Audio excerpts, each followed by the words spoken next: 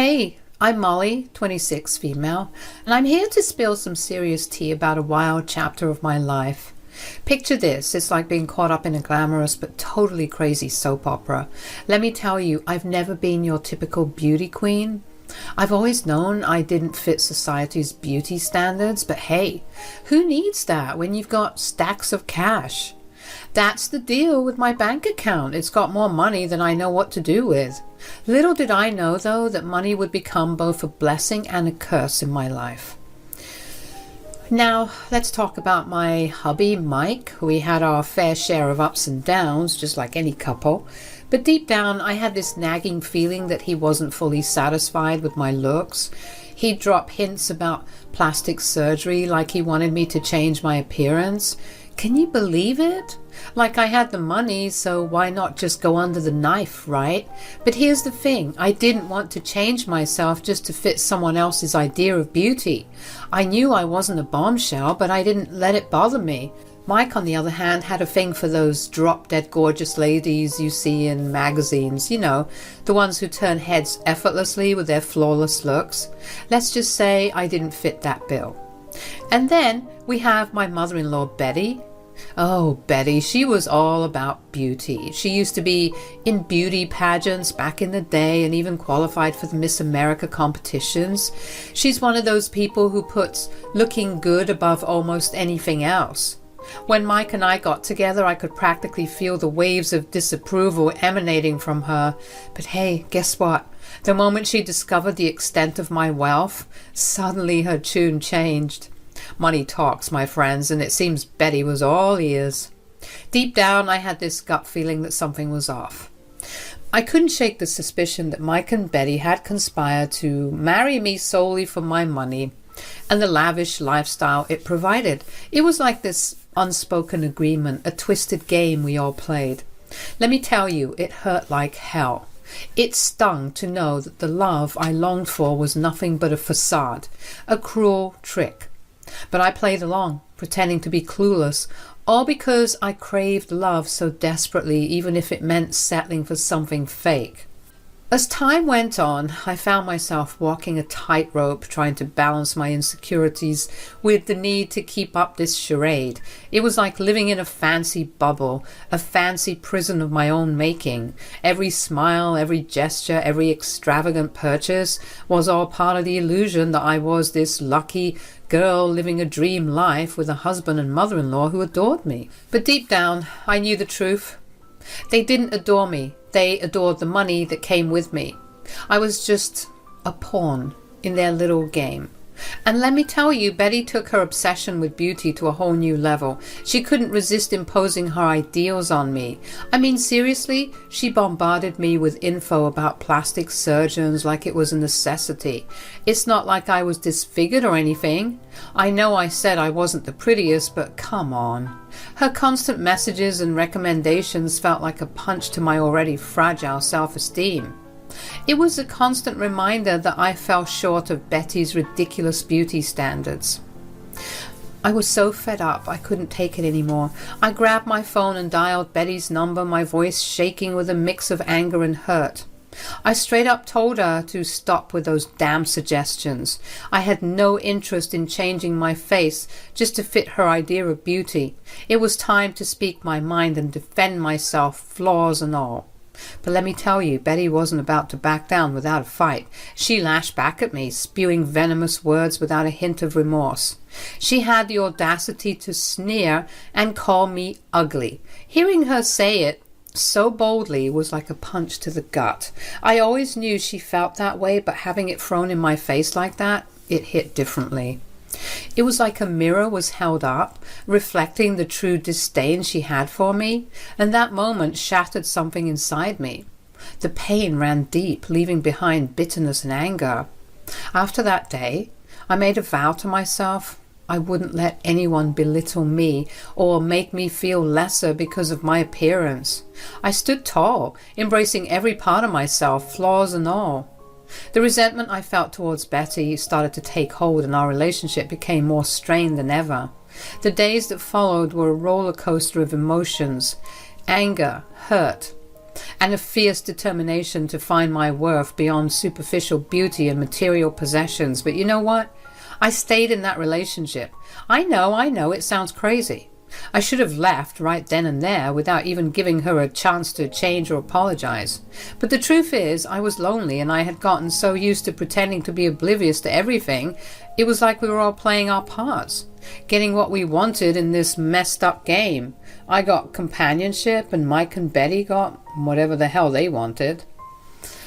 As time went on, the cracks in our marriage became more and more obvious.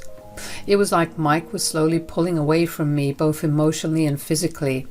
I couldn't shake off the feeling that he was plotting his escape plan, using my wealth as a stepping stone to secure his financial independence before leaving me high and dry. Even with these doubts eating away at me, I continued to support Mike's business endeavors, pouring my money into his ventures. Maybe deep down I hoped that my investments would strengthen our bond, that he would finally see my worth beyond all the material things. But as the second year of our marriage rolled around, I couldn't ignore the undeniable success he was achieving. One day we found ourselves at Betty's house, engrossed in a discussion about Mike's businesses. It was a tense atmosphere as Betty and I clashed, locked in a fiery debate over a crucial business decision. We each defended our own viewpoints passionately, and let me tell you, it got heated. The crux of our disagreement centered around a strategic move that could take Mike's businesses to new heights. Betty, always one to care about appearances and social status, was all about playing it safe and maintaining a polished image. Meanwhile, I saw an opportunity for a bold and innovative strategy that could shake things up in the market and propel his ventures forward. Betty let out a scoff, her tone dripping with condescension. "Molly, dear, you've always had such big ideas, but let's not forget that appearances matter. We can't risk tarnishing our reputation with unnecessary risks." Frustration welled up inside me as I responded, my voice growing stronger. "But Betty, the market demands innovation. If he plays it safe, he'll be left behind. He needs to seize this opportunity and carve a niche for himself." As the tension escalated, I could feel the weight of the moment hanging in the air. It wasn't just a simple disagreement over business strategies anymore. It had become a battle for power, a chance for Betty to assert her authority and remind me of my perceived flaws. But let me tell you, I wasn't about to back down. I had spent far too long feeling small and overlooked in this dynamic. This was my opportunity to prove my worth, to show that I had more to offer than just my financial support. With a fire in my eyes, I confidently presented my case, countering Betty's arguments with well-thought-out logic and fresh ideas. Each word that left my lips carried the weight of my determination. I refused to be silenced or dismissed. I had spent countless hours researching and analyzing the market trends, and I was confident in my ability to steer Mike's businesses towards success. I wasn't going to let Betty's narrow-minded perspective hold us back. As the debate raged on, I could sense the room growing quieter. It was as if everyone realized the significance of this moment, the clash of two strong-willed women fighting for what they believed was right. The air crackled with anticipation, waiting for the final verdict to be delivered. Mike piped up and interjected. "Look, I understand both your perspectives, but we need to find a middle ground. Molly, your ideas are intriguing, but we also have to consider the potential risks involved." His response left me feeling disappointed, like my concerns were being tossed aside without a second thought. "Mike, I've supported your ventures from the beginning, investing my time and resources, but it seems like you're more interested in playing it safe and securing your own future." Betty, seizing the opportunity to strike, chimed in with a derisive tone. "Oh, Molly, don't be so naive. We all know why you married my son. Your wealth was your only redeeming quality. Without it, you're just an unattractive burden, let's face it." "Mom!" "What?" "It's the truth." My eyes narrowed, anger bubbling within me. I refused to let her belittle me any longer. "Betty, enough. Your obsession with appearances blinds you to everything else. I won't let you define my worth. I may not be conventionally beautiful, but I have strength, intelligence, and a drive to succeed, and I won't allow you or anyone else to undermine that." She scoffed, and then she said, "You think you're better than us just because you have money?" "Nobody is saying that, Betty. You're just crazy. And you're just ugly." "Okay, Mom, stop, please." "Stop trying to defend her. Weren't you the one telling me that you wished that things were different, that you married a different girl?" "What?" "Mom, I didn't say it like that. Come on." "The jig is up, Mike. Don't worry. You can stop playing pretend now. Very soon we'll be swimming in our own wealth, and we don't need this hag any longer." I was so confused and hurt it felt like my heart was about to explode in my chest. "Mike, what is she talking about?" Even though I was asking, part of me deep down already knew the answer. I just wasn't anticipating hearing the truth in this manner. "Oh, for the love of... Mike only married you for your money. Honestly, he settled for you, knowing that he could have done a whole lot better than this." She gestured to me when she said this. I guess in her eyes I'm so ugly that she had to refer to me as an object. "You think I'm lying? Mike, tell her." Mike didn't respond, but all he did was nod slowly and smirk, realizing that if his business continued on the same trajectory, he wouldn't need to sugarcoat things anymore. That smirk was sinister, truly revealing who he was this entire time. Betty's words hit me like a punch to the gut, hanging in the air like a poisonous cloud. She had the audacity to claim that Mike had only married me for my money, and it felt like a stab right in the heart. But you know what? I wasn't about to let her words bring me down. I summoned all my strength and spoke through gritted teeth, determined to stand my ground. "I'm not an idiot, Betty.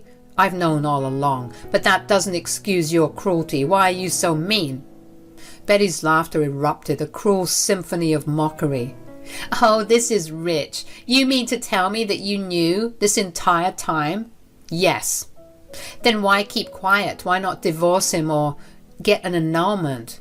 "Because I thought that even though he only wanted me for my money, he'd at least give me companionship in return." Betty roared with laughter, cackling like a witch at my misfortune. "You're pathetic, absolutely pathetic. You have no self-worth, Molly. You thought you could buy my son? And what about you two, huh?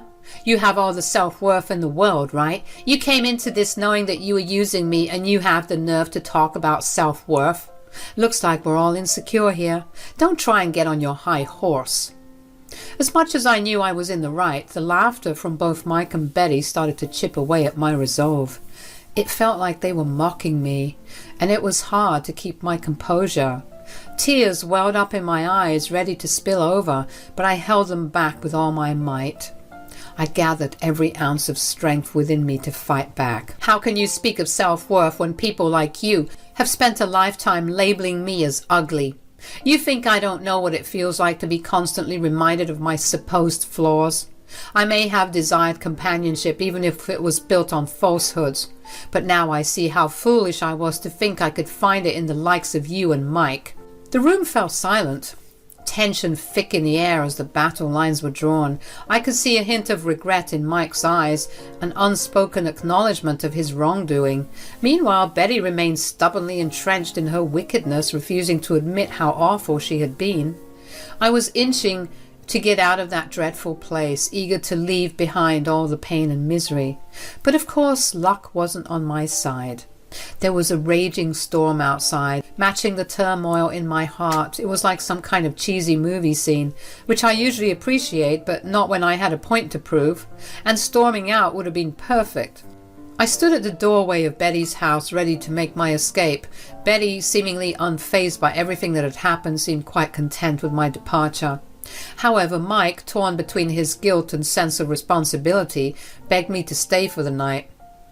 "Please, Molly, the storm is too dangerous. Stay here until it passes. It's late and you shouldn't be out there alone." His words hit me hard, lightning a fire of anger inside me. I couldn't stand the idea of staying in the same place as those who had played with my emotions for far too long, using me for their own selfish purposes, even though I allowed it. Fueled by determination, I snapped back at him with a firm voice. "I don't need your pity, Mike.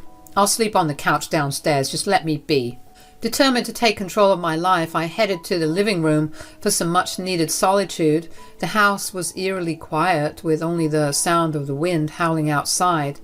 I sank into the couch, feeling the weight of the night's revelations bearing down on me. In the dimly lit room, I couldn't shake off the sense of betrayal that clouded my thoughts. Thoughts raced through my mind as I pondered my next move, desperate to break free from the tangled web of lies that had ensnared me for far too long. In those solitary moments, I found the courage to take action. Grabbing a pen and paper, I carefully crafted 2 notes. One for Betty, one for Mike. I poured my heart into every word, expressing the raw emotions that had consumed me throughout the night. With the notes completed, I silently placed them on the kitchen counter, symbolic of my liberation. With determination burning inside me, I tiptoed through the house, making sure not to disturb the sleeping occupants. The storm raged outside, mirroring the turmoil in my life. Ignoring the tempestuous weather, I stepped into the night, my heart heavy, but my spirit unwavering. Miraculously, I arrived home unscathed. The storm's fury was nothing compared to the emotional whirlwind I had endured. Exhaustion washed over me, my weary body craving rest from the roller coaster of emotions. Collapsing onto my bed, I surrendered to the blissful embrace of sleep, ready to face a new day and the challenges that lay ahead. When I woke up to the sun peeking through the curtains, I couldn't help but feel a rush of freedom. But then I checked my phone and saw a ridiculous number of missed calls, 87 to be exact, from Mike and Betty. Seriously, they must have been on a mission to break a Guinness World Record or something. I couldn't help but chuckle at their desperation. My revenge was in full swing and they were starting to feel the burn. But it wasn't just about getting back at them emotionally. Oh no, my friends, I had a master plan. Let me spill the tea on those letters I sent them. In those carefully crafted words, I dropped a truth bomb that shattered their little game. You see, it wasn't just my heart they manipulated, but also my wealth and assets.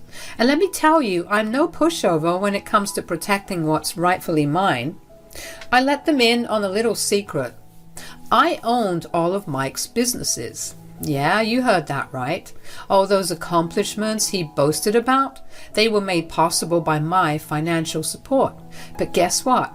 I made sure to have everything legally in my name. I mean, who wouldn't want to be the boss, right? But that's not even the juiciest part. Oh, the post-nuptial agreement. It was my ace in the hole.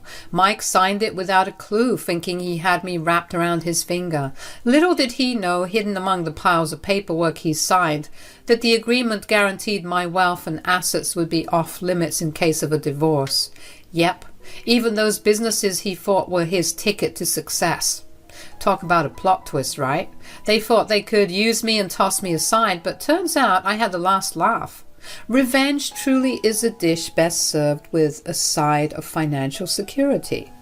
Mike's inability to grasp the importance of reading the damn fine print and his blissful ignorance of the contract's existence was going to come back to bite him in the butt. Oh, the irony! It was like a delicious twist in this cheesy soap opera called my life. Their grand plan to use me for my money and then toss me aside had spectacularly backfired. Now I held all the cards and they were left scrambling with their half-baked schemes. Feeling a surge of boldness, I dialed Mike's number and waited for him to pick up. Surprisingly, he answered pretty darn quickly. "Oh my God, Mom, she's answered the phone. Now hurry. Molly, please tell me that this is all a joke." "Oh, Michael, you're just as naive as you were last year when you signed all those documents." "Molly, please, let's work something out. I'm begging you." "Nope. Since your mother believes that you can do so much better than me, I would like to give you the opportunity to do so. You should be expecting the divorce papers coming soon." "I won't sign them." "Well, that's fine. I have friends who can make you sign them. They're the forceful type, you know, the ones who are so forceful that they can break fingers." "Those businesses are mine, Molly. At least give me that." "Nah, I don't think so. You made your bed, and now it's time you lay in it." "What makes you think I won't go to the authorities, huh?" "And say what? I signed these documents that I didn't bother reading, and now my wife won't give me any money?" "They'll laugh in your face." I heard Betty coming in on the phone now. I must have been on loudspeaker this whole time. To my complete and utter shock, this is what Betty said. "Molly, you know that what was said yesterday was all in the heat of the moment. I didn't mean any of it." "Cut the crap, Betty. You're the one who's pathetic. Goodbye and see you in court." I hung up the phone, chuckling at the sight of their desperate calls lighting up my screen. Revenge, my friends, tasted sweet, and it wasn't just an emotional victory. I had hit them where it hurts the most. Their precious wallets.